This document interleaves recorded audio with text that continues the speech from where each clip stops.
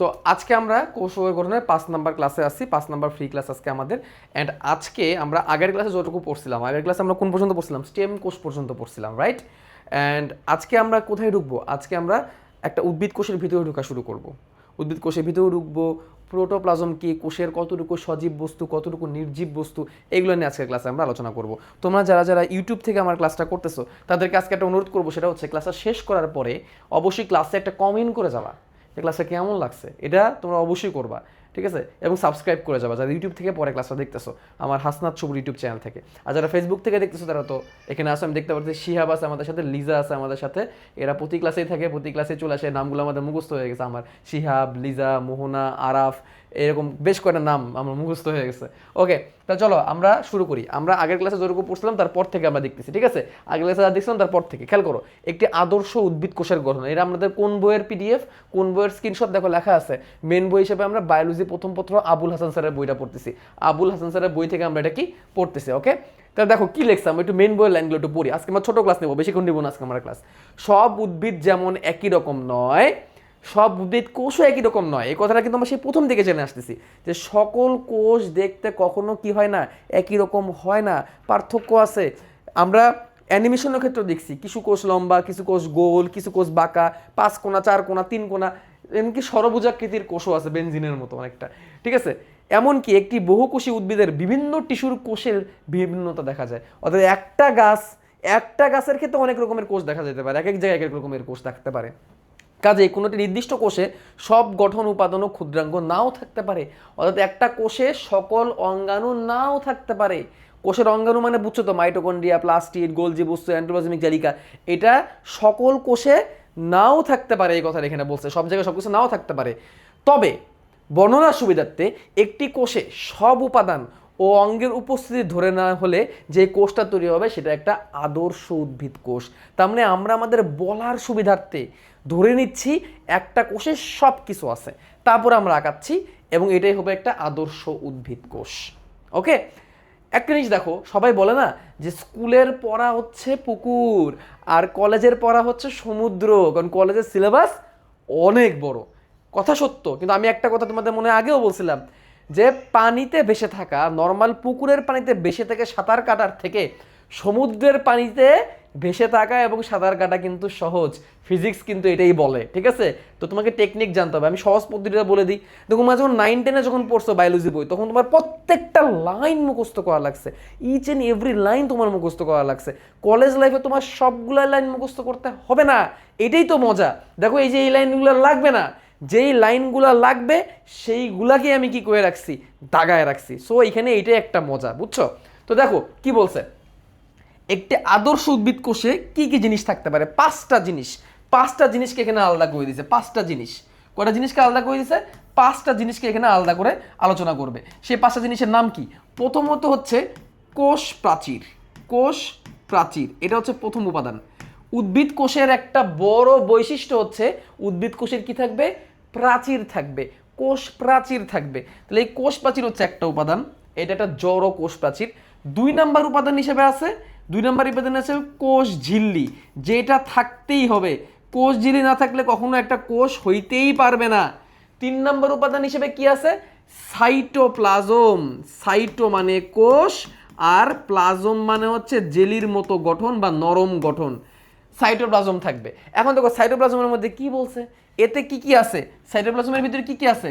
Plastid আছে, mitochondria আছে, endoplasmic জালিকা আছে, রাইবোজোম আছে, গোলজি বস্তু আছে, লাইসোজোম আছে, সেন্ট্রোজোমও থাকতে পারে, কিছু কিছু ক্ষেত্রে থাকতে পারে। তোমার এটা পানি কোষের বৈশিষ্ট্য। গ্লাইঅক্সিজোম আছে, এর নামটা তোমরা এখনো পড়োই নাই। গ্লাইঅক্সিজোম আসবে সামনে, আমি তোমাদেরকে বলবো গ্লাইঅক্সিজমের কাজ কি। বীজ থেকে যখন অঙ্কুর উদ্গম হয় ওই সময় গ্লাইঅক্সিজমটা কাজে দেয়, বুঝছো? মাইক্রোটিবিউল বা কোষ কঙ্কাল আছে, এগুলো আছে, এগুলো তোমাদের অলরেডি আমি প্রথম 2টা ক্লাসে বলছি, আবার একটু বলে দিচ্ছি। প্লাস্টিড কি? প্লাস্টিড হচ্ছে কোষকে রান্না করে, কোষের রান্না করে বলা হয় প্লাস্টিডকে। প্লাস্টিড কি করে? খাবার তৈরি করে। মাইটোকন্ড্রিয়াকে বলা হয় কোষের পাওয়ার হাউস, কোষকে শক্তি দেয়। এন্ডোপ্লাজমিক জালিকা হচ্ছে কোষের সড়ক পথ, কোষের ভিতরে এলোমেলোভাবে নিউক্লিয়াসের চারিদিকে ছড়িয়ে থাকে বিভিন্ন বস্তুর আনাগোনা করার জন্যে। রাইবোজোম হচ্ছে কোষের প্রোটিনের ফ্যাক্টরি, কোষকে প্রোটিন বানায় দেয়। গোলজি বস্তু হচ্ছে কোষের ট্রাফিক পুলিশ, কোষের মধ্যে তো বিভিন্ন জিনিস তৈরি হচ্ছে, কোন জিনিস কোনখানে যাবে সেটা কন্ট্রোল করে গোলজি বস্তু। লাইসোজোম হচ্ছে কোষের প্রতিরক্ষা, কোষের ভিতরে জীবাণু ঢুকলে সেই জীবাণু মারার কাজ করে লাইসোজোম। সেন্ট্রোজোম হচ্ছে কোষের ভিতরে থাকে দুইটা সেন্ট্রিওল, কোষ বিভাজনে হেল্প করে। গ্লাইওক্সিজোম হচ্ছে অঙ্কুরোদ্গমের সময়, একটা উদ্ভিদের যখন বীজের অঙ্কুরোদ্গম হয় তখন বীজকে পুষ্টি দেয়। মাইক্রোটিবিউল হচ্ছে কোষের কঙ্কাল তৈরি করে দেয়, কোষকে কাঠামো দান করে। এই সবগুলাই সাইটোপ্লাজমের অন্তর্ভুক্ত, ঠিক আছে। এবং কোষ গহ্বরও থাকতে পারে। তারপরে কি আছে? নিউক্লিয়াস। তারপরে কি আছে? নিউক্লিয়াস। নিউক্লিয়াসকে বলা হয় কোষের কেন্দ্রিকা। কেন্দ্রিকা নিউক্লিয়াসে আবার চারটা জিনিস থাকে। কি কি থাকে? নিউক্লিয়ার পর্দা, যেটাকে আমরা নিউক্লিয়ার এনভেলাপ বলতেছি, নিউক্লিয়ার এনভেলাপ বা নিউক্লিয়ার পর্দা। তারপর থাকবে নিউক্লিওপ্লাজম, নিউক্লিয়াসের তরল থকথকে জেলির মতো পদার্থ। তারপরে কি থাকবে? নিউক্লিওলাস, নিউক্লিয়াসের ঘন জায়গা। এবং কি থাকবে? ক্রোমাটিন তন্তু বা ক্রোমোজোম। এই হচ্ছে চারটা উপাদান। এবং সবশেষে থাকবে কি? কোষস্থ নির্জীব বস্তু। আরেকটা জিনিস অ্যাড হইল, কোষস্থ। কোষস্থ মানে কি? কোষের ভিতরের নির্জীব বস্তু। কোষস্থ নির্জীব বস্তু। নির্জীব বস্তু মানে কি? যেগুলার জীবন নাই, যেগুলা জড় বস্তু বলতে পারো। কি কি আছে? খাদ্য, কোষের ভিতরে ধরো খাবার জমা আছে, খাবারের কি জীবন আছে? নাই। নিশ্চিত পদার্থ, কোষ থেকে অনেক সময় কিছু রস বের হয়, কিছু তরল পদার্থ বের হয়, এবং বর্জ্য পদার্থ, কোষের ভিতরে ময়লাও জমা থাকতে পারে। এই হচ্ছে নির্জীব বস্তু। এইগুলা একটা কোষের মধ্যে থাকতে পারে। তাহলে একটা উদ্ভিদ কোষে, আদর্শ উদ্ভিদ কোষে ধরে নিলাম সব আছে, এরকম একটা কোষের মধ্যে 5টা জিনিস আমরা পাচ্ছি। কয়টা? 5টা। এখন তোমাদের কাছে যদি আমি কমেন্টে জিজ্ঞাসা করি, ভাইয়া তোমরা একটু উত্তর দাও তো, একটা কোষ হইতে গেলে মিনিমাম কি কি জিনিস থাকতে হবে, তখন তোমরা কি উত্তর দিবা বলো তো? আমি দেখতে পারতেছি নাইম আমাদের সাথে জয়েন করছে, প্রীতম ক্লাস করতেছে আমাদের সাথে, তাবাসসুম আমাদের সাথে ক্লাস করতেছে। দেখো, আমি যদি তোমাদেরকে প্রশ্ন করি একটা কোষ হইতে গেলে মিনিমাম কোন কোন জিনিস থাকতে হবে, তখন উত্তর দিবা তোমরা কোষের ঝিল্লি থাকতে হবে, কোষের সাইটোপ্লাজম থাকতে হবে, এবং কোষের নিউক্লিয় বস্তু থাকতে হবে। এই মিনিমাম 3টা জিনিস আমার একটা কোষে থাকতে হবে। কিন্তু সেটা যদি উদ্ভিদ কোষ হয়, স্পেশালি আরও একটা জিনিস অ্যাড হয়ে যাবে, সেটা হচ্ছে কোষ প্রাচীর। উদ্ভিদ কোষের বৈশিষ্ট্যই হচ্ছে কোষ প্রাচীর। এবং আরও একটা জিনিস থাকবে, সেটা হচ্ছে কোষের ভিতরে কিছু নির্জীব, অর্থাৎ জীবন্ত না, জীবিত না কিছু জড় বস্তু উদ্ভিদ কোষের মধ্যে থাকবে। তাহলে এই 2টা জিনিসকে বাদ দিয়ে দিলে এই বাকি যে 3টা জিনিস থাকতেছে, এটা সকল কোষেই থাকবে। এখন কোষ প্রাচীর কেন উদ্ভিদ কোষে থাকে? কারণ দেখো, তোমরা জিনিস চিন্তা করো, গাছ তো একটা জায়গায় দাঁড়ায় থাকে, তাই না? গাছ তো একটা জায়গায় দাঁড়ায় থাকে, গাছ কি মুভ করতে পারে? তোমরা ধরো আমি মাইট দিতে আসছি, তুমি কি করবা? এই জায়গায় দৌড় দিবা, তারপর ওই জায়গায় দৌড় দিবা, আবার এই জায়গায় দৌড় দিবা। দৌড় দিবা না? একটা মাছকে যখন তুমি ধরতে যাও পানিতে, মাছ পুরুত পুরুত করে বিভিন্ন জায়গায় চলে যায়, কিন্তু পানির কোনো গাছ নড়াচড়া করতে পারে? পারে না। তাহলে উদ্ভিদের কিন্তু তার নড়াচড়া করার কিন্তু একটা কি নাই? ক্ষমতা নাই। কারণ কি? তার বাইরের যে কোষ প্রাচীর, এই কোষ প্রাচীরটা তাকে একটা দৃঢ়তা, একটা রিজিডিটি দিয়ে দেয়, একটা দৃঢ়তা দিয়ে দেয়, একটা কাঠামো দিয়ে দেয়, একটা স্থিরতা দান করে কোষ প্রাচীরটা, ঠিক আছে? এটা একটা থিওরিটিক্যাল জিনিস, ঠিক আছে? তাছাড়া আরও অনেক কারণ আছে যেই কারণে কোষ প্রাচীর হচ্ছে কোষ প্রাচীর, ঠিক আছে? তো যাই হোক, আশা করি এই জায়গাগুলো তুমি বুঝতে পারলা। এখানে যেটুকু লাইন দাগানো আছে এর বাইরে এক্সট্রা কোনো কিছু তুমি নোটও করবা না, কিছু মুখস্থও করবা না। এবার দেখো, একটি আদর্শ উদ্ভিদ কোষের গঠন হচ্ছে এটা। তোমার 9-10-এ থাকলে তোমাকে আমি বলতাম ভাই এটা তুমি শেখো, বাট তুমি যখন কলেজে উঠছো, এই উদ্ভিদ কোষের গঠন আদৌ তোমার কোনো পরীক্ষায় আসবে কিনা আমার জানা নাই, ঠিক আছে? তারপর আমি দেখাই দিই কোনটা কোন জিনিস। খেয়াল করো, একদম একদম বাইরে এই যে দেখো, এইটা হচ্ছে কোষের প্রাচীর। পাশাপাশি 2টা কোষের জন্য একটা কমন প্রাচীর হচ্ছে এটা। তাহলে এই জিনিসটা কি? এই জিনিসটা হচ্ছে কোষের প্রাচীর। দেখি তো কোষের প্রাচীর কোথায় উল্লেখ করছে, সবগুলো জিনিসকে আমরা দেখি। এই যে কোষের প্রাচীর বললে উল্লেখ করছে। কোষের প্রাচীরের পরে এই যে ভিতরের যে ইয়েটা, এটাকে বলে প্লাজমা মেমব্রেন বা কোষের ঝিল্লি। প্লাজমা মেমব্রেন বা কোষের ঝিল্লি। একটা জিনিস খেয়াল করো, কোষ ঝিল্লিটা এখানে এসে একটু ভাঁজ হয়ে গেছে, তাই না? দেখো তো, কোষ ঝিল্লিটা এখানে এসে একটু কি হয়ে গেছে? ভাঁজ হয়ে গেছে। খেয়াল করছো? কোষ ঝিল্লি এখানে ভাঁজ হয়ে কি করবে জানো? তরল পদার্থ জমা করে রাখবে। তখন এটাকে বলা হবে পিনোসাইটিক ভেসিকল বা পিনোসাইটিক ফোস্কা। কোষ ঝিল্লি মাঝে মাঝে ভিতর দিকে ভাঁজ হয়ে যায়। ধরো এই হচ্ছে একটা কোষ ঝিল্লি, এইটু ভিতর দিকে এরকম ভাঁজ হয়ে এভাবে তৈরি হইলো। এই ভাঁজ অংশটার মধ্যে একটা থলির মতো তৈরি করলো না? দেখো তো, এটা ফোস্কার মতো হলো। আমাদের যেরকম পানিওলা ফোস্কা উঠে, গরম শেক লাগলে পানিওলা ফোস্কা ওঠে, এরকম পানিওলা এরকম কি পড়ছে?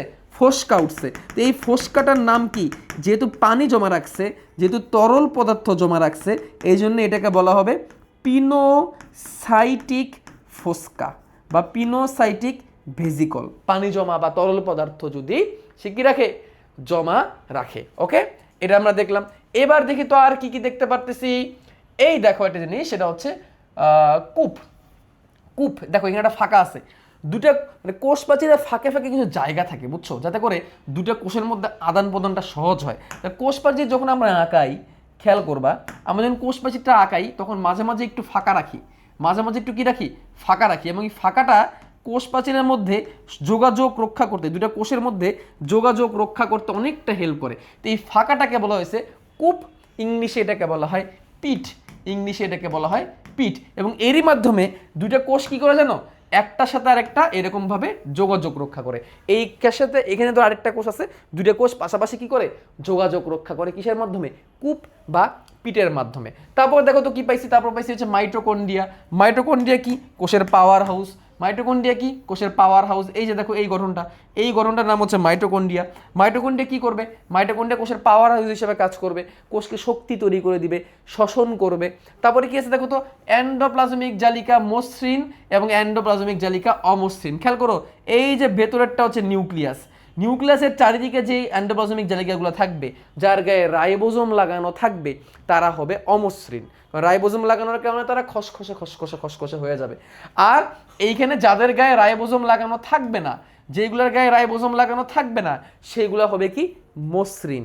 রাইবোজোম না থাকার কারণে সেগুলো কি হবে, সেগুলো হচ্ছে মসৃণ হয়ে যাবে। তারপরে দেখো এই যে নিউক্লিয়াস, নিউক্লিয়াসের ভিতরে কি আছে, নিউক্লিওলাস আছে, ক্রোমাটিন জালিকা আছে, নিউক্লিওপ্লাজম আছে, আর নিউক্লিয়ার মেমব্রেন আছে। তাহলে এইখানে এই জিনিসগুলোই লিখছে, নিউক্লিয়াসের উপাদানগুলোর নাম লিখছে এখানে, নিউক্লিয়াসের উপাদানগুলোর নাম এখানে লিখে দিচ্ছে। এটাকে চলো আমরা বেগুন কালার করে দিই, ঠিক আছে, বেগুন কালার করে দিই, ঠিক আছে। এই হচ্ছে নিউক্লিয়াসের উপাদানগুলো। তারপর দেখো নিউক্লিয়াস এবং এন্ডোপ্লাজমিক জালিকার কাছাকাছি আছে কি, গোলজি বস্তু। এই যে দেখো, এই যে এটা হচ্ছে গোলজি বস্তু। গোলজি বস্তু কি করবে, গোলজি বস্তু কোষের ট্রাফিক পুলিশের মতো কাজ করবে। ধরো কোষের মধ্যে একটা জিনিস তৈরি হইলো, সেটা কোন জায়গায় যাবে সেটা ঠিক করবে গোলজি বস্তু। গোলজি বস্তুর আরেকটা নাম আছে, এটাকে বলে প্যাকিং হাউস। গোলজি বস্তুর মধ্যে কোনো কিছু মানে কোষের ভিতরে কোনো কিছু তৈরি হলে গোলজি বস্তু সেটাকে প্যাকেট করে এক জায়গা থেকে আরেক জায়গায় ট্রান্সফার করতে হেল্প করে। তারপর দেখো এই গোলজি বস্তু থেকে প্যাকেট হয়ে তৈরি হবে কি, লাইসোজোম। লাইসোজোমের কাজ কি হবে, কোষের ভিতরে যদি জীবাণু ঢোকে, লাইসোজোম কি করবে, তার ভিতরে থাকা বিষাক্ত এনজাইমগুলো বের করে দিয়ে ওই জীবাণুকে মেরে দিবে। তারপরে দেখো কি আছে, কোষ গহ্বর। দেখো কত বড়, কত বড় একটা কোষ গহ্বর এখানে আছে, দেখছো। উদ্ভিদ কোষের এটা একটা বিশাল বৈশিষ্ট্য যে উদ্ভিদ কোষের কোষ গহ্বরগুলো অনেক বড় হয়। কেন বড় হয়, কারণ উদ্ভিদ কোষে না প্রতিনিয়তই কিছু না কিছু তৈরি হয়। যেমন ধরো উদ্ভিদ কোষে এই যে দেখো, এই যে ক্লোরোপ্লাস্ট আছে, একটু পরে আমি বলতাম, এই যে দেখো এটা ক্লোরোপ্লাস্ট। ক্লোরোপ্লাস্ট, ক্লোরোপ্লাস্টের কাজ কি, খাবার তৈরি করা। তার মানে প্রতিনিয়ত অনেক খাবার সে তৈরি করতেছে, ঠিক আছে, অনেক খাবারই সে তৈরি করতেছে। কিছু খাবার সে জমা রাখতে পারে লিউকোপ্লাস্টের মাধ্যমে, তারপরও যদি এক্সট্রা কোনো খাবার থেকে যায় তাহলে সেটা কি করবে, সে কোষ গহ্বরের মধ্যে স্টোর করবে। এবং কোষের যে ময়লা আবর্জনাগুলো তৈরি হবে, সেই ময়লা আবর্জনাও সে কোষ গহ্বরের মধ্যে স্টোর করবে। কোষের ভিতরে যদি অতিরিক্ত যা আছে সবই কোষ গহ্বরের মধ্যে কি করা হবে, স্টোর বা জমা করা হবে। এই জন্যে এই কোষ গহ্বরকে আমরা বলতে পারি কোষের একটা কি, কোষের একটা ডাস্টবিনও বলতে পারি, বা কোষের একটা স্টোর হাউসও বলতে পারি, ঠিক আছে। তারপরে দেখো মাইক্রোটিবিউল, মাইক্রো মানে ছোট, আর টিউব মানে হচ্ছে নালী। এই যে দেখো কোষের মধ্যে অনেক ছোট ছোট কি আছে, মাইক্রোটিবিউল আছে, আরো বড় বড় থাকতে পারে। মাইক্রোটিবিউলকে বলে কোষ কঙ্কাল, এগুলো কোষের আকার ধারণ করে। আর এই হচ্ছে রাইবোজোম, এগুলো মুক্ত অবস্থায় আছে। এই রাইবোজোমগুলো কি করে, প্রোটিন তৈরি করে। তাহলে এই হচ্ছে একটা কোষের স্ট্রাকচার। 90 তুমি এগুলো পড়ে আসছো, এখানে নতুন করে এটা পড়ার মতো কিছু নাই, এখান থেকে পরীক্ষা প্রশ্ন আসবে না, সো টেনশন নাই। চিত্র মানে পরীক্ষা প্রশ্ন আসবে না বলতে নর্মালি কলেজ লাইফে উদ্ভিদ কোষের চিত্র আঁকাইতে বলে না। তাহলে এখন দেখো পুরো কোষটাকে আমরা এখানে কয়টা ভাগে ভাগ করছি, দেখো একটি আদর্শ উদ্ভিদ কোষ। আদর্শ উদ্ভিদ কোষের মধ্যে যা জীবিত উপাদান আছে তাকে বলা হয় প্রোটোপ্লাজম। একটা কোষের জীবিত, খেয়াল করবা, একটা কোষের মধ্যে জীবিত যা উপাদান আছে, জীবিত যা উপাদান আছে তাকে বলা হয় প্রোটোপ্লাজম। প্রোটোপ্লাজম, প্লাজম, ওকে। আর থাকতে পারে কিছু জড় পদার্থ। জড় পদার্থ দুই রকমের, একটা হচ্ছে কোষ প্রাচীর, কোষ প্রাচীর টোটালি জড় পদার্থ, এখানে কোনো জীবের কোনো ক্ষমতা নাই। আর একটা আছে কোষের ভিতরে থাকে কিছু নির্জীব বস্তু, কোষস্থ কিছু নির্জীব বস্তু। এখন এগুলো এখনই তোমাকে মুখস্থ করতে হবে না, আগে জানো যে কোষস্থ নির্জীব বস্তু কয় রকমের, 3 রকমের, সঞ্চিত পদার্থ, নিঃসৃত পদার্থ এবং বর্জ্য পদার্থ। তুমি আপাতত এইটুকু মুখস্থ রাখো, কোষের নির্জীব বস্তু 3 রকমের হইতে পারে। কয় রকমের হইতে পারে? 3 রকমের হইতে পারে। সঞ্চিত পদার্থ, যেগুলো কোষে জমা থাকবে, যেমন কোষে এগুলো খাবার, এগুলো হচ্ছে খাবার, খাদ্য জমা থাকতে পারে কোষের ভিতরে।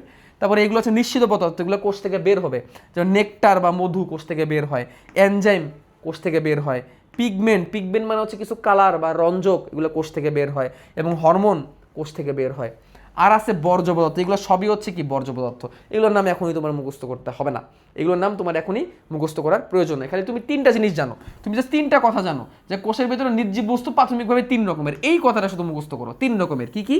সঞ্চিত বস্তু, এগুলো জমা থাকবে, নিশ্চিত পদার্থ, এগুলো বের হবে, এবং কিছু বর্জ্য পদার্থ, এগুলোও কোষ কিছু সময় পরে বের করে দিবে।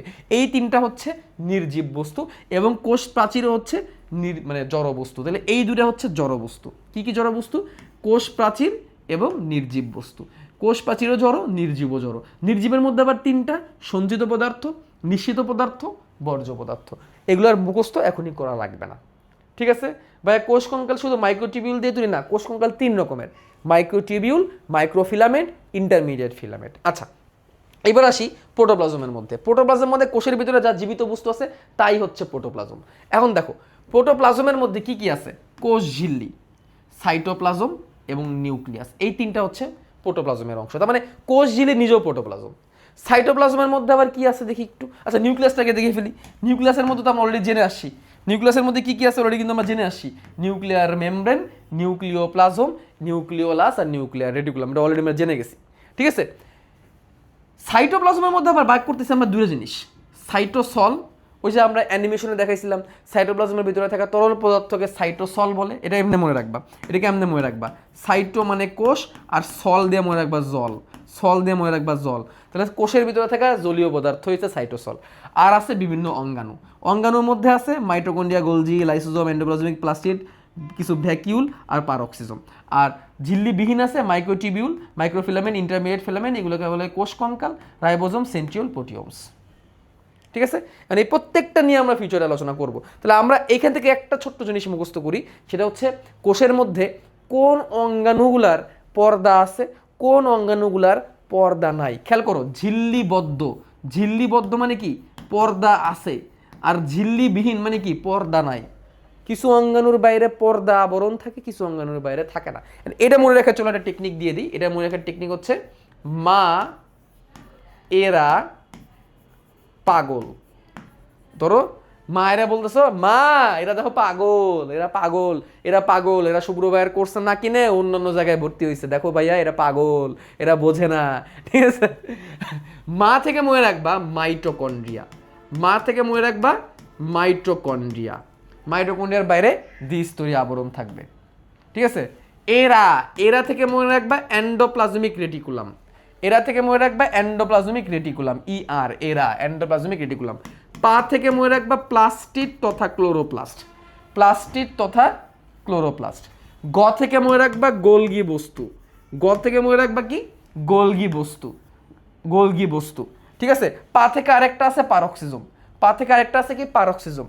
আর ল থেকে মনে রাখবা লাইসোজোম, ল থেকে মনে রাখবা লাইসোজোম, ল থেকে মনে রাখবা লাইসোজোম।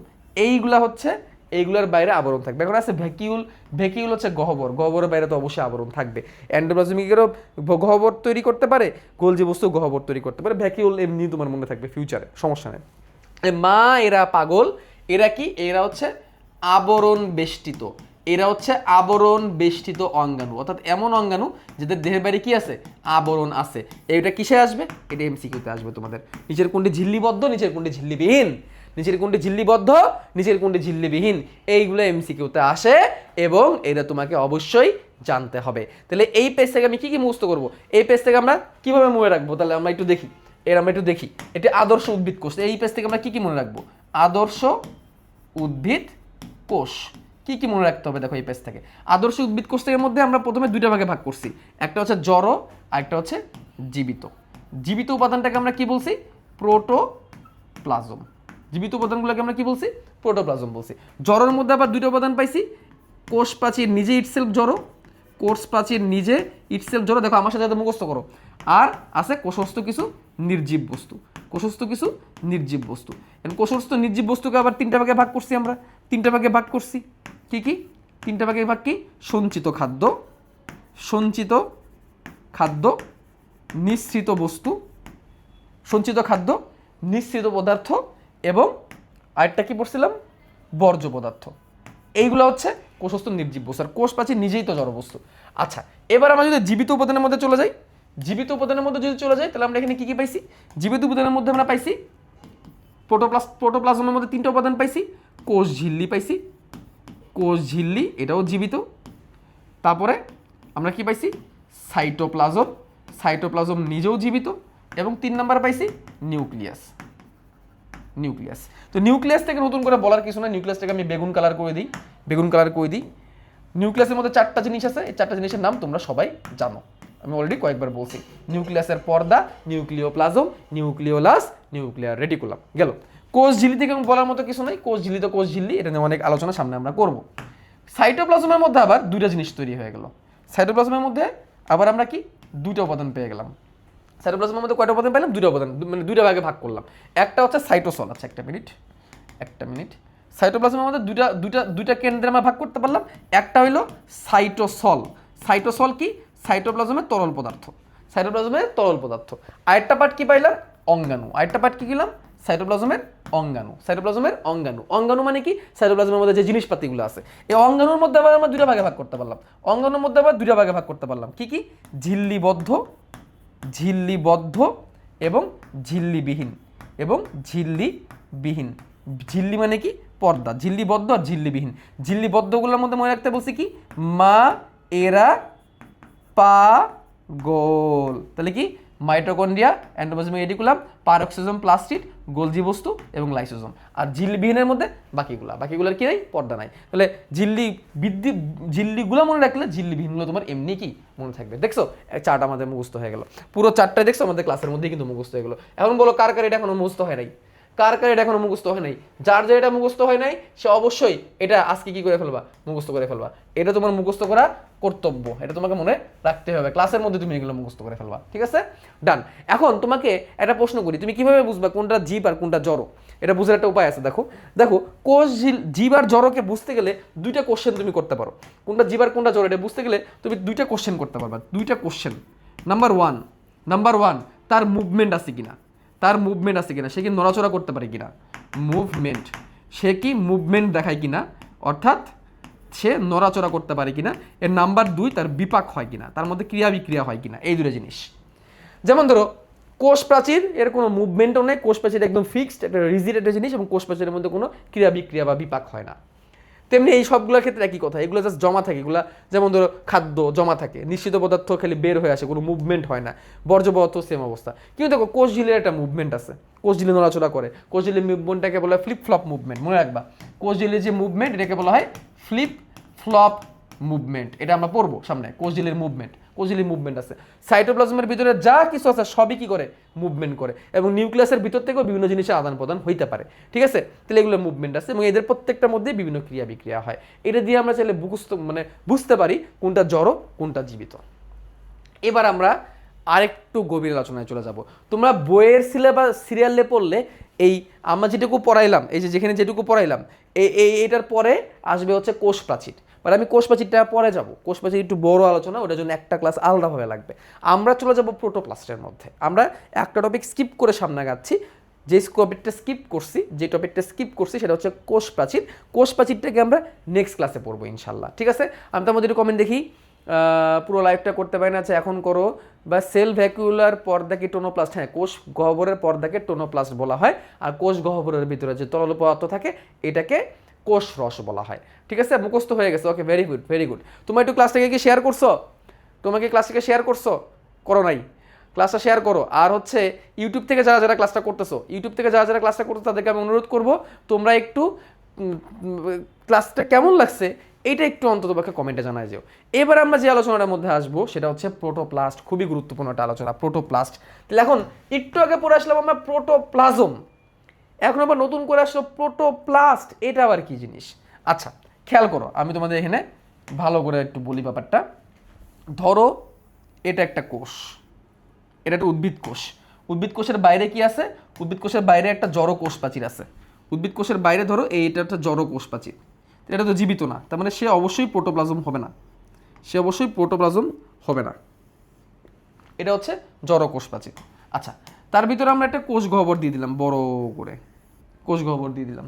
কোষ গহ্বর দেওয়ার পরে এটার ভিতরে আমরা নিউক্লিয়াস দিয়ে দিলাম, এই হচ্ছে নিউক্লিয়াস, নিউক্লিয়াস দিয়ে দিলাম। নিউক্লিয়াসের এই হচ্ছে পর্দা, এই হচ্ছে নিউক্লিয়াসের পর্দা।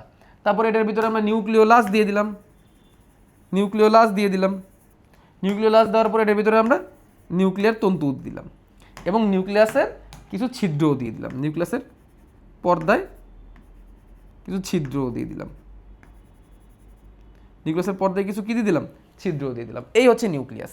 নিউক্লিয়াসের বাইরে, নিউক্লিয়াসের সাথে আমরা এন্ডোপ্লাজমিক জালিকা দিয়ে দিলাম। ধরো এগুলো সব হচ্ছে এন্ডোপ্লাজমিক জালিকা, অত বেশি ডিটেলসে দিচ্ছি না, জাস্ট বোঝানোর জন্য দিচ্ছি।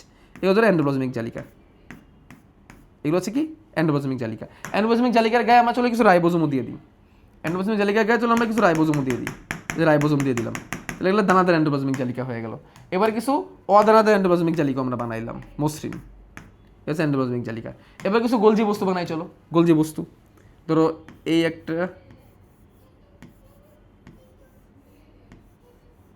এই হচ্ছে গোলজি বস্তু, এটা ধরো গোলজি বস্তু দিয়ে দিলাম। তারপরে এবার আমরা মাইটোকন্ড্রিয়া দিয়ে দিই, চলো পাওয়ার হাউস, মাইটোকন্ড্রিয়া দিয়ে দিলাম, পাওয়ার হাউস দিয়ে দিলাম। এবার চলো আমরা লাইসোজোম দিয়ে দিই, এই যে লাইসোজোম দিয়ে দিলাম, লাইসোজোম দিয়ে দিলাম। এবার আমরা ক্লোরোপ্লাস্ট দিয়ে দিই,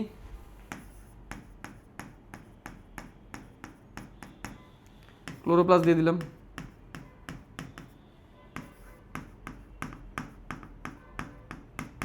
ক্লোরোপ্লাস্ট দিয়ে দিলাম। তাহলে এই হচ্ছে একটা কোষের গঠন। এবং এখানে কিছু এখন বর্জ্য পদার্থও দিয়ে দিতে পারি আমরা। ধরো কিছু বর্জ্য পদার্থ ধরো এখানে জমা আছে, কিছু বর্জ্য পদার্থ ধরো এখানে জমা আছে এক্স, কিছু বর্জ্য পদার্থ ধরো ভিতরে জমা আছে, কিছু খাবারও ধরো ভিতরে জমা আছে, খাবার টাবার সব কিছু এখানে আছে। এখন একটু বুঝো আমার ব্যাপারটা, এখানে ওর ওভার একটা উদ্ভিদ কোষ আঁকানো হয়েছে। বাইরের যে নীল পাটটা, এই নীল পাটটা হচ্ছে কোষ প্রাচীর। এটা গুরুত্বপূর্ণ একটা কথা। নীল পাটটা হচ্ছে কি কোষ প্রাচীর, এটা জড়। এবং ভিতরে কিছু জড় বস্তু আছে, ভিতরেও কিছু কি আছে, জড় বস্তু আছে ভিতরেও, বাইরেও কিছু জড় বস্তু আছে, ভিতরেও কিছু জড় বস্তু আছে। এখন ধরো আমি এই কোষ প্রাচীরটা বাদ দিয়ে দিলাম, বুঝো, কোষ প্রাচীরটা বাদ দিয়ে দিলাম, তাহলে ভিতরে কি থাকলো, কোষ ঝিলি থাকলো, সাইটোপ্লাজম থাকলো, নিউক্লিয়াস থাকলো, কোষ গহ্বর থাকলো এবং বেশ কিছু জড় পদার্থও কোষের ভিতরে থাকলো। এই পুরো জিনিসটা কোষ প্রাচীর বাদ দেওয়ার পরে ভিতরে পুরো জিনিসটা, কোষ প্রাচীর দ্বারা পরিবেষ্টিত ভিতরে পুরো জিনিসটা হচ্ছে প্রোটোপ্লাস্ট। কোষ প্রাচীর দ্বারা পরিবেষ্টিত পুরো জিনিসটা হচ্ছে কি প্রোটোপ্লাস্ট। বুঝলাম আমার কথাটা? তাহলে কোষ প্রাচীর বাদ দিলে কোষের ভিতরে, উদ্ভিদ কোষের ভিতরে আমি যা পাচ্ছি এই পুরোটাই হচ্ছে কি প্রোটোপ্লাস্ট। এবং এই প্রোটোপ্লাস্টের মধ্যে যে লেখাই আছে কোষ প্রাচীর বাদ দিলাম একটা কোষ থেকে, দেখো একটা কোষ দিলাম, কোষ প্রাচীর বাদ দিলাম, তাহলে ভিতরে কিছু জীবিত বস্তুও পাবো, কিছু জড় বস্তুও পাবো। এই পুরোটা একসাথেই প্রোটোপ্লাস্ট। এই পুরোটাকে একসাথে কি বলা হয়, প্রোটোপ্লাস্ট। এই পুরোটাকে একসাথে বলা হয় কি প্রোটোপ্লাস্ট। তাহলে কোষ প্রাচীর দ্বারা বেষ্টিত সমুদয় ভিতরের সব পদার্থকে একসাথে প্রোটোপ্লাস্ট বলা হয়। এই কথাই লিখছে, কোষ প্রাচীর দ্বারা পরিবেষ্টিত সমুদয়, সমুদয় মানে পুরোপুরি পদার্থ, মানে ভিতরে যা আছে একসাথে প্রোটোপ্লাস্ট নামে পরিচিত। মানে কোষ প্রাচীরটা বাদ দিতে হবে কিন্তু। এবং এখানে জড় বস্তু আছে, জীবিত বস্তু আছে, ঠিক আছে, বুঝতে পারছি? ওকে, উদ্ভিদ কোষ, ব্যাকটেরিয়া, ছত্রাক, এদের প্রত্যেকেই কিন্তু প্রাচীর আছে, প্রত্যেকেই কিন্তু প্রাচীর আছে। এই প্রত্যেকেরই প্রাচীরের নিচে প্রোটোপ্লাস্ট অবস্থান করে। তাহলে উদ্ভিদ কোষেরও কোষ প্রাচীর আছে, ব্যাকটেরিয়ারও কোষ প্রাচীর আছে, ছত্রাকেরও কোষ প্রাচীর আছে। এই প্রত্যেকেরই কোষ প্রাচীরের, এই প্রত্যেকেরই কোষ প্রাচীরের নিচে অর্থাৎ কোষ প্রাচীর দিয়ে ঘেরা অবস্থায় প্রোটোপ্লাস্ট আছে। প্রোটোপ্লাস্ট আর প্রোটোপ্লাজম কিন্তু এক জিনিস না। এই প্রোটোপ্লাস্টকে আবার দুই ভাগে ভাগ করতেছি আমরা। প্রোটোপ্লাস্টকে আবার কয় ভাগে ভাগ করতেছি, দুই ভাগে ভাগ করতেছি। সজীব অংশ যেটাকে আমরা প্রোটোপ্লাজম বলবো এবং নির্জীব বস্তু।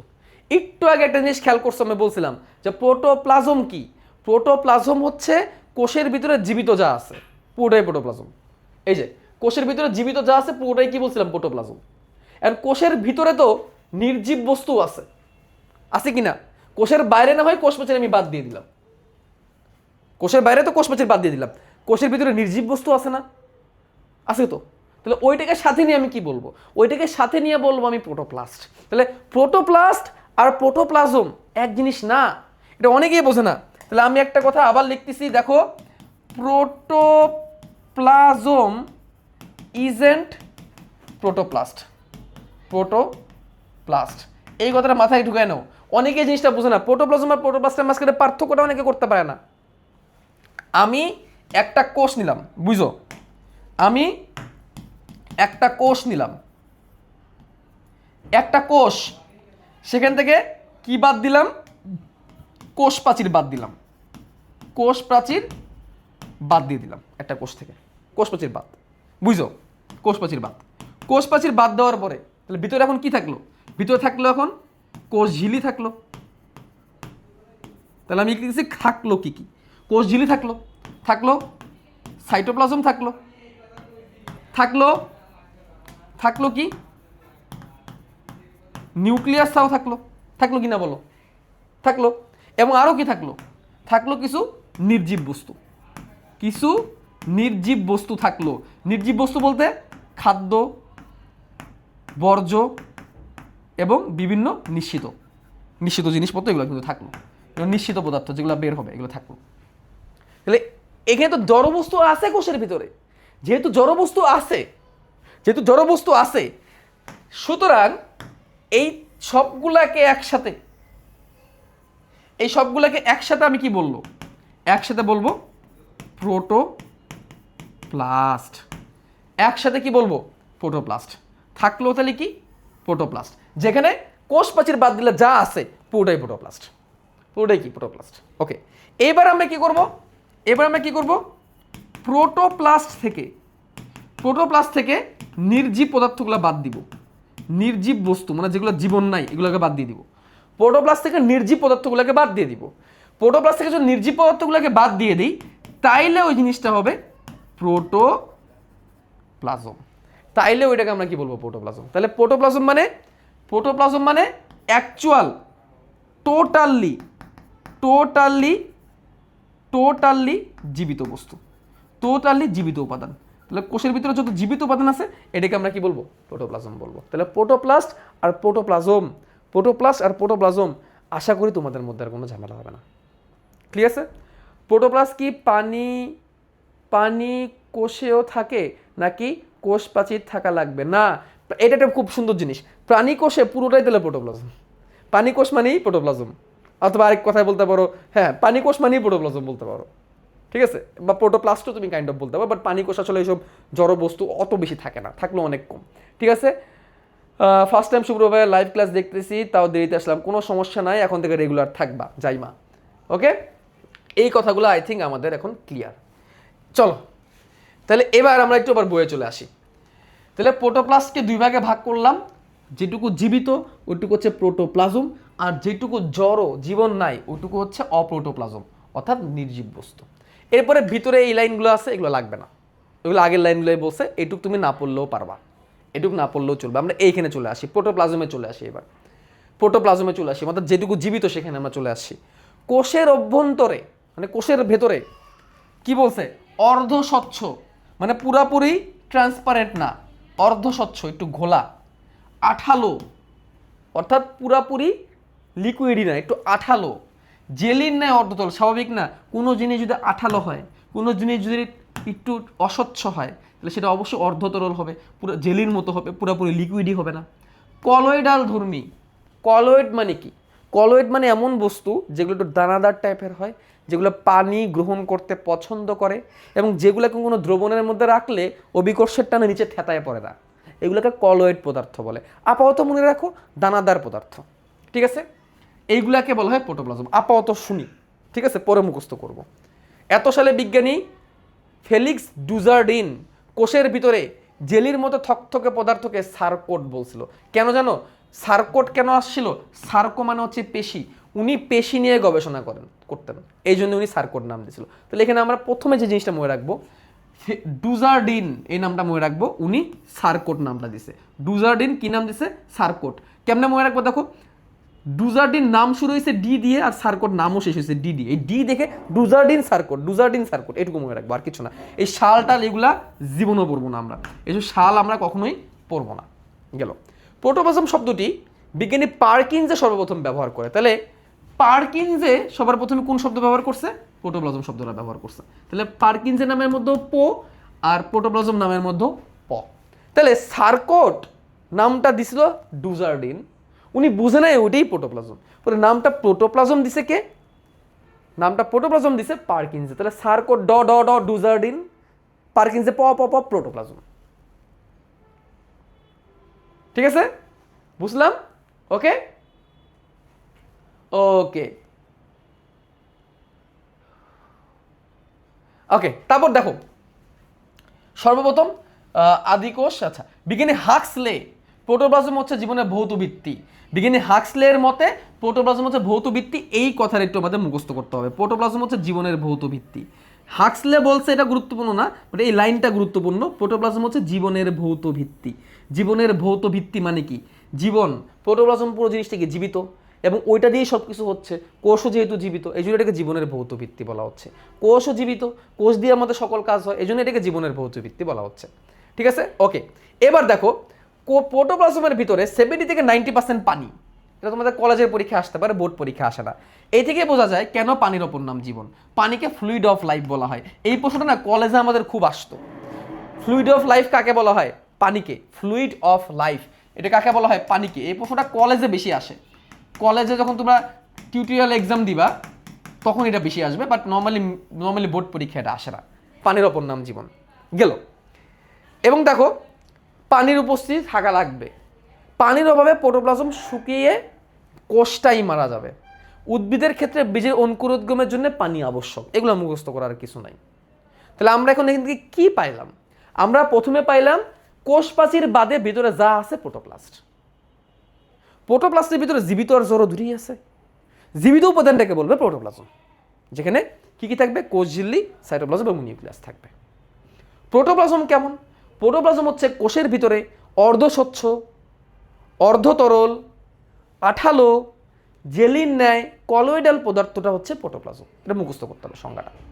প্রোটোপ্লাজম কিভাবে আসছে? ডুজার্ডিন প্রথমে নাম দিছে এটাকে সার্কট ড ডুজার্ডিন। পার্কিনসে পরে নাম দিছে প্রোটোপ্লাজম। এবং হাক্সলে বলছে প্রোটোপ্লাজমই জীবনের ভৌত ভিত্তি। এখানে 70 থেকে 90% পানি থাকে বলে ফ্লুইড অফ লাইফ বলা হয় পানিকে।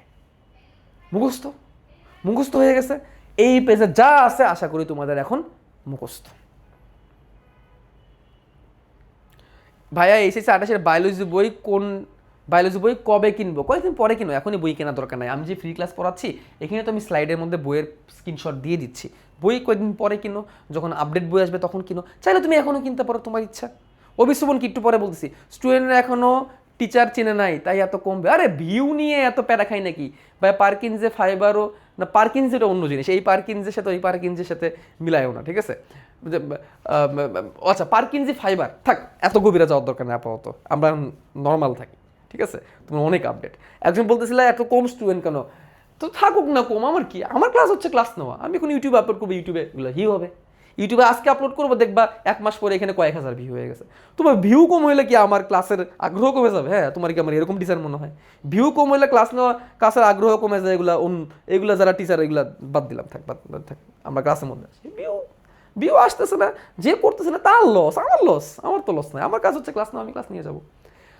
তো এবার প্রোটোপ্লাজমের ভৌত বৈশিষ্ট্য, প্রোটোপ্লাজমের রাসায়নিক বৈশিষ্ট্য, প্রোটোপ্লাজমের জৈব বৈশিষ্ট্য, 3টা বৈশিষ্ট্য তোমাদের বইয়ে আছে। আমি এগুলোকে এক জায়গায় করছি, এখানে আমি এক জায়গায় করে তোমাদেরকে পড়াবো। প্রথমে প্রোটোপ্লাজমের সাধারণ বৈশিষ্ট্য আমরা দেখি। এটা হচ্ছে প্রোটোপ্লাজমের সাধারণ বৈশিষ্ট্য। কি কি? অর্ধস্বচ্ছ, মুখস্থ করতে হবে। প্রোটোপ্লাজম পুরোপুরি স্বচ্ছ না, প্রোটোপ্লাজম পুরোপুরি ট্রান্সপারেন্ট না, অর্ধস্বচ্ছ। এই জন্য কোষের ভিতরে পুরোপুরি ক্লিন দেখা যায় না, একটু ঘোলা দেখা যায় মাইক্রোস্কোপ দিয়ে দেখলে। প্রোটোপ্লাজমটা অর্ধতরল, এটা পুরোপুরি সলিড না, পুরোপুরি লিকুইডই না, জেলির মতো। অর্ধতরল মানে জেলির মতো। আঠালো, প্রোটোপ্লাজমের মধ্যে বিভিন্ন জিনিস আছে একটু চ্যাটচ্যাটা টাইপের আঠালো। এটা কোষের ভিতরে কিন্তু, হ্যাঁ, এটা সজীব, স্বাভাবিক। প্রোটোপ্লাজম মানে জীবিত। এবং কলোয়েডাল। কলোয়েডাল মানে কি? কলোয়েডাল শব্দের মিনিং হচ্ছে দানাদার।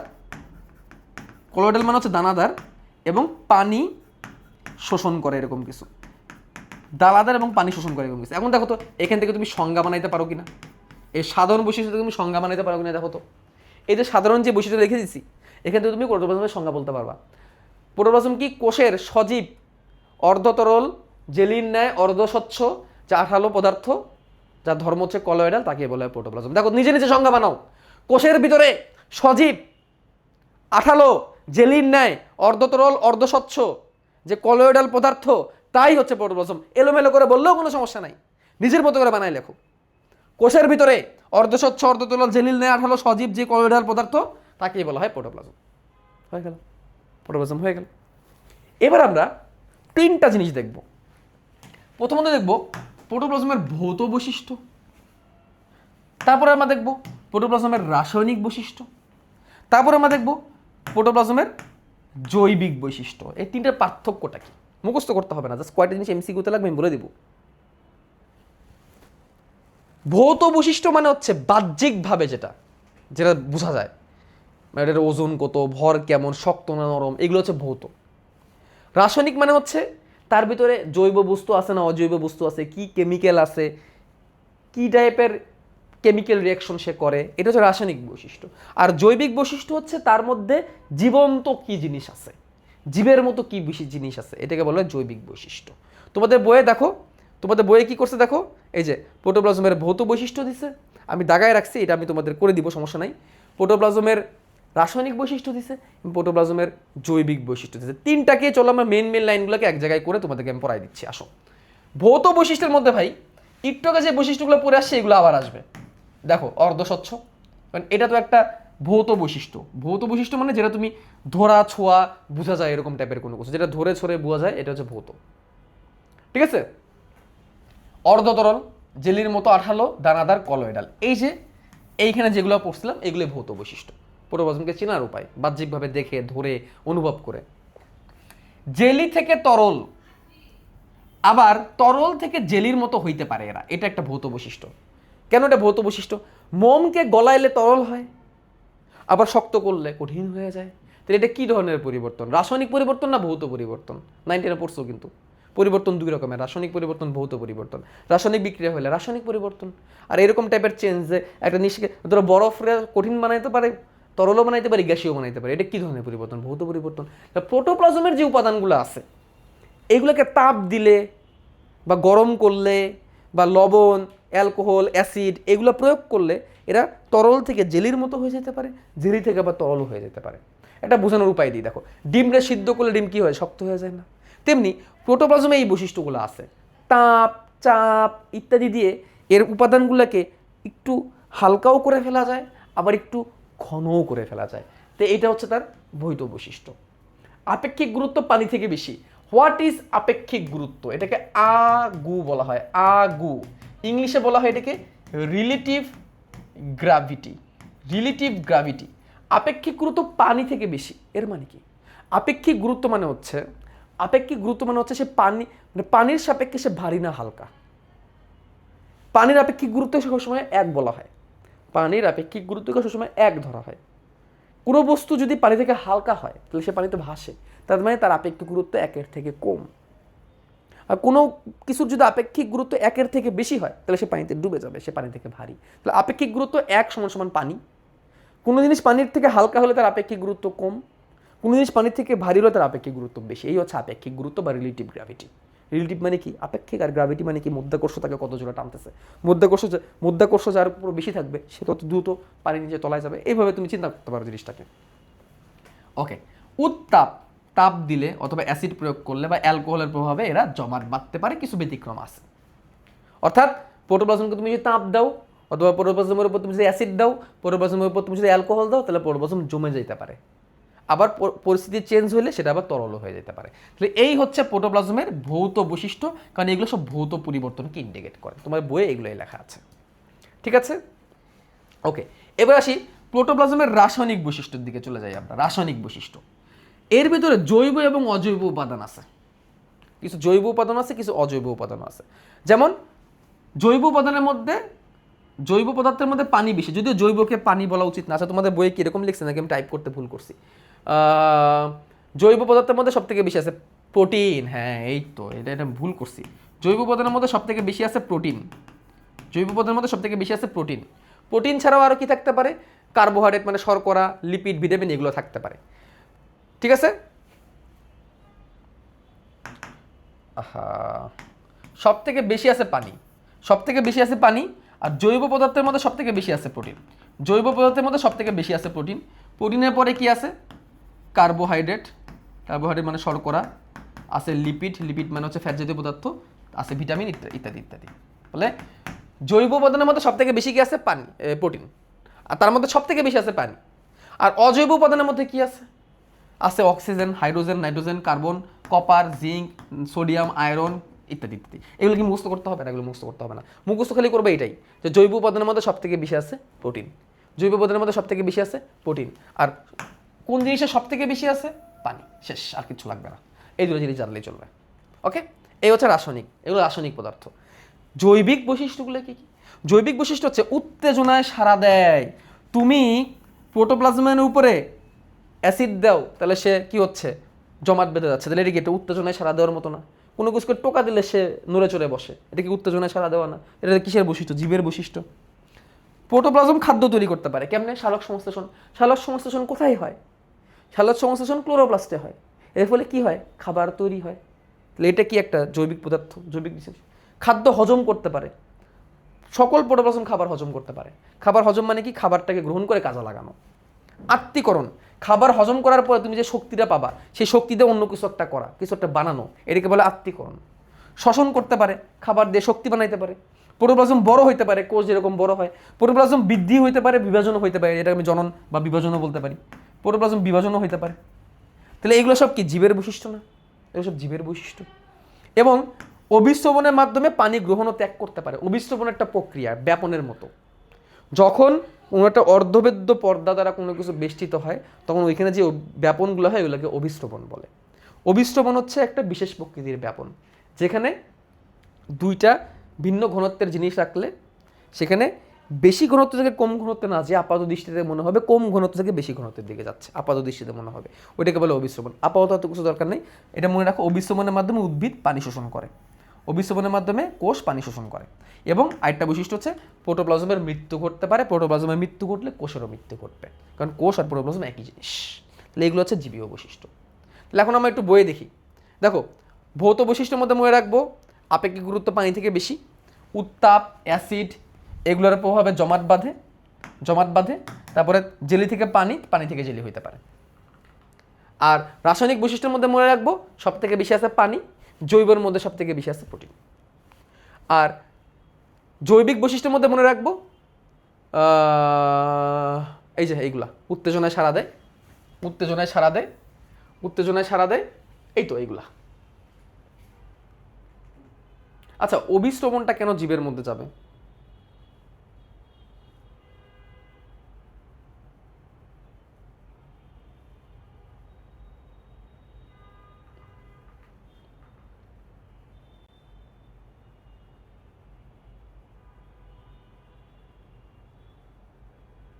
ঠিক আছে, দিচ্ছে যেহেতু তাহলে আমরা পড়বো। গেল। তাহলে আমার মনে হয় সকল বৈশিষ্ট্য আমি এক জায়গায় কই দিছি। তোমাদের বইয়ে যতগুলা বৈশিষ্ট্য আছে সব এক জায়গায় কই দিছি। তুমি কয়টা মনে রাখবা? দেখো, এইটা মুখস্থ করতেই হবে, কোনো বিকল্প নাই, এটা মুখস্থ করতেই হবে। এরপরে এখান থেকে কি কি মনে রাখবা?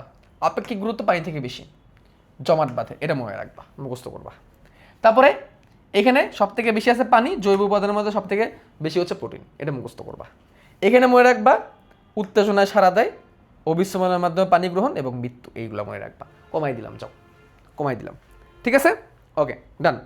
এবার আমরা একটা গুরুত্বপূর্ণ জিনিসে চলে যাবো, সেটা হচ্ছে প্রোটোপ্লাজমের চলন। চলো আমরা একটু এখানে পড়ি। Movement of protoplasm. আমি একটা কথা বলছিলাম, সেই জিনিসটাই জীবিত যার মুভমেন্ট আছে এবং যার বিপাক আছে। সেই জিনিসটা জীবিত যার মুভমেন্ট আছে এবং যার কি আছে? বিপাক আছে। বিপাক তো দেখলাম বিভিন্ন রাসায়নিক বিক্রিয়া হয়, এগুলোই বিপাক। মুভমেন্টটা নিয়ে চলো এখন আলোচনা করি। প্রোটোপ্লাজম কখনো স্থির থাকে না। প্রোটোপ্লাজমের এই গতিময়তাকে চলন বলে। কোষ প্রাচীর যুক্ত, কোষ প্রাচীর বিহীন প্রোটোপ্লাজমের চলনে ভিন্নতা দেখা যায়। কোষ প্রাচীরযুক্ত প্রোটোপ্লাজমে জলস্রোতের মতো যে চলন দেখা যায় তাকে আবর্তন বা সাইক্লোসিস বলে। কোষ প্রাচীর না থাকলে তাদের মধ্যে আবার অন্যরকম হবে, ওটা নিয়ে আমাদের আপাতত মাথা ব্যথা নাই। তাহলে এই আবর্তন বা সাইক্লোসিস কি, এই সংজ্ঞাটা আমার লাগবে। আবর্তনকে বলা হয় সাইক্লোসিস। তাহলে সাইক্লোসিস কি? এটা গোল গোল ঘূর্ণন প্রক্রিয়া, ঠিক আছে? এটা গোল গোল কি ঘূর্ণন প্রক্রিয়া, এটা প্রোটোপ্লাজমের মধ্যে হচ্ছে। কোষ প্রাচীর বিশিষ্ট প্রোটোপ্লাজমের যে জলস্রোতের মতো চলন, এটাকে বলে সাইক্লোসিস বা আবর্তন। তাহলে কোষ প্রাচীরযুক্ত প্রোটোপ্লাজমে জলস্রোতের মতো, জলের স্রোতের মতো চলন, এবং এই কথাটা একবার এমসিকিউতে আসছে, এই লাইনটা একবার এমসিকিউতে বোর্ড পরীক্ষাও আসছে, অ্যাডমিশন টেস্টেও আসছে, যে কোষ প্রাচীরযুক্ত প্রোটোপ্লাজমে জলের স্রোতের মতো যে চলন দেখা যায় তাকে কি বলা হয়? সাইক্লোসিস বা আবর্তন বলা হয়। এটা এমসিকিউতে আসছে, ঠিক আছে? এটা আবার দুই ধরনের, একমুখী আবর্তন, বহুমুখী আবর্তন। চলো আমি তোমাদের একটু একটু একটু একটা ভিডিওতে দেখায় আসি কোনটা কেমন। দেখো একটা ভিডিও দেখবো আমরা এখানে। দেখো আমরা উদ্ভিদ, এটা হচ্ছে ইয়ের কোষ, এটা হচ্ছে পেঁয়াজের কোষ। পেঁয়াজের কোষে দেখো ভিতরে জিনিসগুলো, এই যে একটা কোষ, ভিতরে জিনিসগুলোকে আমরা নড়াচড়া করতেছে। আমরা একটা উদ্ভিদ কোষ দিয়ে বুঝি, তাহলে ভালো বুঝা যাবো সহজ। এই দেখো এই দেখো এই দেখো, এই পুরোটা একটা কোষ, জুম করে দেখানো হচ্ছে, পুরোটা একটা কোষ। আর এর ভিতরে যেগুলো দেখতেছি এগুলো হচ্ছে ক্লোরোপ্লাস্ট। এবং দেখো এগুলো কিন্তু মুভ করতেছে, এক জায়গায় বসে থাকতেছে না, দেখছো? মুভ করতেছে। এগুলো হচ্ছে কোষ গহ্বর, এগুলো হচ্ছে কোষ গহ্বর। কোষ গহ্বরকে কেন্দ্র করে এরা মুভ করে। ভিতরে জিনিসগুলো কখনো স্থির থাকে না, দেখছো? ভিতরে জিনিসগুলো কোনো কিছু স্থির থাকে না, এরা কি করতে থাকে? এই দেখো ভিতরে জিনিসগুলো মুভ করতেছে। ভিতরে জিনিসগুলো কি করে? সর্বদা মুভমেন্টের মধ্যে থাকে। তো এই যে দেখো মুভ করতেছে, এটা টাইম ল্যাপসের মাধ্যমে দেখানো। এটা কিন্তু আবার এমন না যে একদিনে এগুলো হচ্ছে, টাইম ল্যাপসের মাধ্যমে। যেমন ধরো এখানে একটা ইউগ্লেনা দেখানো হইতেছে, ঠিক আছে? এক কোষে জীব, এর ভিতরে দেখো কি পরিমাণ ক্লোরোপ্লাস্ট আছে, এবং এর ভিতরে এ তো নিজে নড়তেছে, এর ভিতরে ক্লোরোপ্লাস্টগুলো নড়ে আছে। ধরো আমি আরেকটা ভিডিও দেখাই, তাহলে তুমি ভালো করে ধরতে পারবা। এটার কিছু টাইম ল্যাপস অ্যানিমেশন আছে। একটা মিনিট, এটা দেখো, এটা টাইম ল্যাপস। ভিতর জিনিসগুলো কেমনে মুভ করতেছে দেখছো? এইটাই হচ্ছে প্রমাণ প্রোটোপ্লাজমে জীবিত, জীবিত থাকার এটাই প্রমাণ, ঠিক আছে? যে ভিতরে জিনিসগুলো কি করতেছে? মুভ করতেছে। এবং মাঝখানে একটা কোষ গহ্বর আছে, কোষ গহ্বরকে কেন্দ্র করে একদিকে মুভ করতেছে। তাহলে এখন দেখো, এখন আমরা একটু স্লাইডে চলে যাই। দেখো একমুখী আবর্তন কি? যে চলনে প্রোটোপ্লাজম একটি গহ্বরকে কেন্দ্র করে কোষ প্রাচীরের পাশ দিয়ে নির্দিষ্ট পথে একদিকে ঘুরে, তাকে একমুখী আবর্তন বা রোটেশন বলা হয়, কারণ এটা গোল গোল হবে। পাতাঝাজির কোষে এটা দেখা যায়, পাতাঝাজির কোষের প্রোটোপ্লাজম এটা দেখা যায়, একদিকে মুভমেন্ট করবে। এই যে এটা হচ্ছে পাতাঝাজি গাছ, এটা জলজ উদ্ভিদ, পাতাঝাজি, জলজ পাতাঝাজি। এই উদ্ভিদের কোষের ভিতরে তুমি যদি যাও তাহলে দেখবে একদিকে মুভ করতেছে, তার জিনিসপত্রগুলো কি হবে? একদিকে মুভ করবে। তাহলে একটা কোষ গহ্বরকে কেন্দ্র করে কোষ প্রাচীর বরাবর একদিকে যদি ঘুরে, তখন সেটাকে বলা হবে একমুখী আবর্তন বা রোটেশন। একমুখী আবর্তনকে বলা হয় রোটেশন, কারণ এটা গোল গোল ঘুরতেছে যেহেতু, ঠিক আছে? বহুমুখী আবর্তন কি? এ চলনে প্রোটোপ্লাজমের কতগুলো গহ্বরকে কেন্দ্র করে অনিয়মিতভাবে বিভিন্ন দিকে ঘুরতে থাকে, তখন তাকে বহুমুখী আবর্তন বা সার্কুলেশন বলা হয়। এটাকে বলা হয় সার্কুলেশন, ঠিক আছে? যেমন ট্রাডিস্ক্যান্টিয়াতে এই ধরনের চলন দেখা যায়, ঠিক আছে? ট্রাডিস্ক্যান্টিয়া একটা ঘর সাজানোর একটা, এই যে দেখো এই গাছটা তোমরা হয়তো দেখছো, এই যে দেখছো না বলতো? ট্রাডিস্ক্যান্টিয়া তোমরা দেখছো কিনা? এই উদ্ভিদটা অনেকের বাসায় আছে। এদের ক্ষেত্রে কি হয় আমি তোমাদের যদি একটু এঁকে দেখাই। কোষ প্রাচীর দিয়ে ঘেরা অবশ্যই হইতে হবে। কোষ প্রাচীর দিয়ে ঘেরা না হলে তো এটা তুমি কি বলবা না, এটা তুমি আর সাইক্লোসিস বলবা না। তাহলে আবার একটু বলতেছি, কোষ প্রাচীর দিয়ে ঘেরা প্রোটোপ্লাজমের যেই চলন, এটাকে বলা হয় সাইক্লোসিস বা আবর্তন।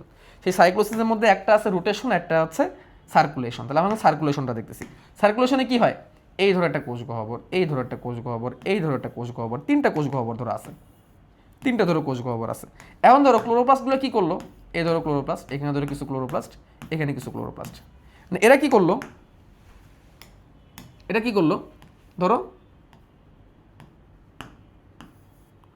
কি করলো? এরা হচ্ছে এইভাবে কেন্দ্র করে করে ঘুরতেছে, এইভাবে। সেম এখানে যে তিনটা আছে, এই তিনটা এইভাবে এটারে কেন্দ্র করে ঘুরতেছে। এখানে যে তিনটা আছে, এই তিনটা এটারে কেন্দ্র করে ঘুরতেছে, ঠিক আছে? এরকম টাইপের যদি ঘটনা ঘটতে দেখা যায় যে একাধিক গহ্বর আছে, প্রত্যেকটা গহ্বরকে দেখে এরা ঘুরতেছে নিজেদের মতো, তাহলে এটাকে বলা হবে সার্কুলেশন, এটাকে বলা হবে সার্কুলেশন বা বহুমুখী আবর্তন। এটা কে করতেছে? ট্র্যাভিস ক্যান্টিয়ার করতেছে।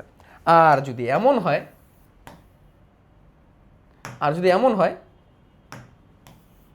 সরি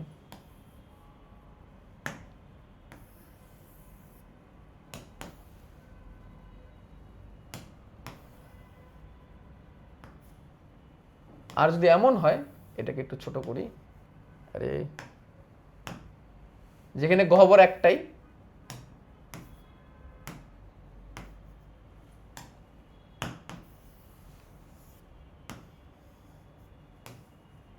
টাইম নিচ্ছি, এখানে গহ্বর একটাই কোষ গহ্বর, এবং এর জিনিসপাতিগুলা, এর প্রোটোপ্লাজমের জিনিসগুলা একটাকেই কেন্দ্র করে একদিকে মুভমেন্ট করতেছে, তখন এটাকে বলা হবে একমুখী আবর্তন বা রোটেশন। কারণ এটা দেখতে রোটেশনের মতোই মনে হচ্ছে, গোল। রোটেশন মানে কি? গোল না, গোল গোল ঘোরা। রোটেশন মানে গোল গোল ঘোরা, এটাকে বলা হবে রোটেশন। আর এটাকে বলা হবে সার্কুলেশন। সার্কুলেশনে কি হচ্ছে? একাধিক দিকে ঘুরতেছে, বিভিন্ন দিকে ঘুরতেছে। ডান? আশা করি বুঝতে পারছি আমরা। ঠিক আছে, তাহলে এখানে এই কথাগুলো বলছে। এখান থেকে এমসিকিউতে আসবে কি? একমুখী আবর্তন কোথায় দেখা যায়? পাতাজাজির কোষের প্রোটোপ্লাজমে। বহুমুখী আবর্তন কোথায় দেখা যায়? ট্র্যাভিস ক্যান্টিয়ার প্রোটোপ্লাজমের। এই দুটোই আসে এমসিকিউতে নরমালি, তাছাড়া আহামরি কোনো কিছু এমসিকিউতে আসে না। তারপরে প্রোটোপ্লাজমের অংশ হচ্ছে কোষ ঝিল্লি, সাইটোপ্লাজম, নিউক্লিয়াস, এগুলো অলরেডি আমরা জেনে ফেলছি, এগুলো আমাদের আর নতুন করে পড়ার মতো কিছু নয়। তাহলে এখন আসো এই পেজের প্রোটোপ্লাজমের চলনটা আবার একটু রিপিট করি। এর আগে কিন্তু অলরেডি আমরা বৈশিষ্ট্যগুলো পড়ে ফেলছি, চলনটাকে একটু রিপিট করি। প্রোটোপ্লাজমের চলনটা কি? প্রোটোপ্লাজম কখনো স্থির থাকে না, এর গতিময়তাকে চলন বলা হয়। কোষপ্রাচীর থাকলে এক ধরনের গতিময়তা দেখাবে, কোষপ্রাচীর ছাড়া এক ধরনের গতিময়তা দেখাবে। কোষপ্রাচীর থাকলে যে বিশেষ গতিময়তা দেখায় তাকে বলা হয় সাইক্লোসিস বা আবর্তন। এই সাইক্লোসিস বা আবর্তন দুই রকমের, রোটেশন অ্যান্ড সার্কুলেশন। রোটেশন মানে একমুখী আবর্তন, এটা একটা কোষ গহ্বর বড় কোষ গহ্বরকে কেন্দ্র করে একদিকে ঘুরবে, তাই এটাকে রোটেশন বলা হয়। এটা কোথায় পাওয়া যায়? পাতাঝাজির প্রোটোপ্লাজমে। আর বহুমুখী আবর্তন বা সার্কুলেশন, এটা অনেকগুলা ছোট ছোট কোষ গহ্বর থাকবে, বা কয়েকটা ছোট হোক বড় হোক কোষ গহ্বর থাকবে, সেটাকে কেন্দ্র করে কয়েকটা দিকে বহুমুখী আবর্তন হবে। এটা থাকবে কোথায়? ট্র্যাভিস ক্যান্টিয়ার প্রোটোপ্লাজমে। ঠিক আছে, আশা করি তোমরা বুঝতে পারছো। ঠিক আছে, এবং আমি তোমাদের পাতাজাজিটাও দেখাইলাম, ট্র্যাভিস ক্যান্টিয়ারও দেখাইলাম। তো এই হচ্ছে কথাবার্তা, আশা করি তোমরা বুঝতে পারছো। ক্লাসটা 27 ব্যাচ 28 ব্যাচ যারাই দেখছো না কেন, তারা হয়তো বুঝছো বইয়ের প্রত্যেকটা লাইন ধরে ধরে কীভাবে পড়তে হয়। তারপরেও তোমাদের যা যা ডাউট আছে, শুভ্র ভাইয়ের কাছে পড়লে মেন বই কমপ্লিট হবে কিনা, শুভ্র ভাইয়ের কাছে পড়লে মেডিকেলের জন্য হবে কিনা, শুভ্র ভাইয়ের কাছে পড়লে বোর্ডের জন্য হবে কিনা, শুভ্র ভাই বেশি বেশি পড়ায় কিনা, বেশ কয়েকটা কনসেপ্ট আছে না। আমি একটু তাহলে এখন আসলে এইগুলো নিয়ে চলো একটু কথা বলি। শুভ্র ভাইরে নিয়া SSUVRO, শুভ্র ভাই ভালো না। শুভ্র ভাই ভালো না, কেন ভালো না? শুভ্র ভাই বেশি বেশি পড়ায়, শুভ্র ভাই বেশি গল্প করে, যেগুলো তোমরা শুনবা। শুভ্র ভাই বেশি গল্প করে। তারপরে মেডিকেলে হবে না শুভ্র ভাইয়ের কাছে পড়লে। তারপরে সময় বেশি লাগে,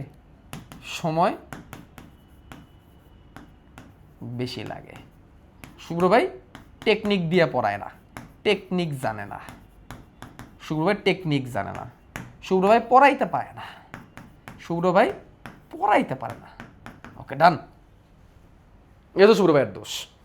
শুভ্র ভাইয়ের দোষগুলো কি? শুভ্র ভাই বেশি বেশি পড়ায়, শুভ্র ভাই অনেক গল্প করে, শুভ্র ভাইয়ের কাছে পড়লে মেডিকেলে হবে না, শুভ্র ভাইয়ের পড়লে সময় বেশি লাগে, শুভ্র ভাই টেকনিক জানে না, টেকনিক দিয়ে পড়ায় না, এবং শুভ্র ভাই পড়াইতেই পারে না,